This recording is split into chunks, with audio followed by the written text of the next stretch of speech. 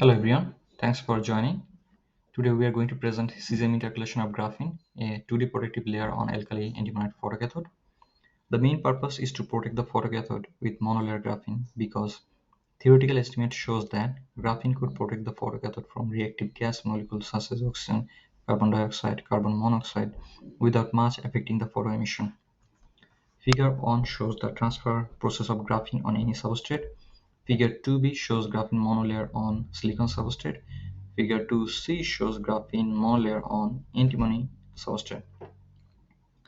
The disruption study of the antimony was performed in multiple surface analysis system located at CFN, and it shows that it takes around 600 degrees Celsius to completely remove the antimony oxide from the sample, and after 600 degrees C heat cleaning there was enough metallic antimony left on the substrate.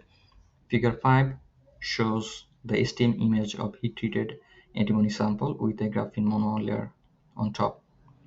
The intercalation experiment was performed in ESM beamline at NSLS2, and the change in intensity different levels shows the intercalation. The striking feature is from the XPS, and after every successful intercalation we found that there is binding energy shift of antimony 3D5 half towards the lower binding energy, which suggests formation of alkali antimonide. To verify further, we performed XRD experiment in ISR beamline, which further confirmed the formation of compound from cesium and antimony.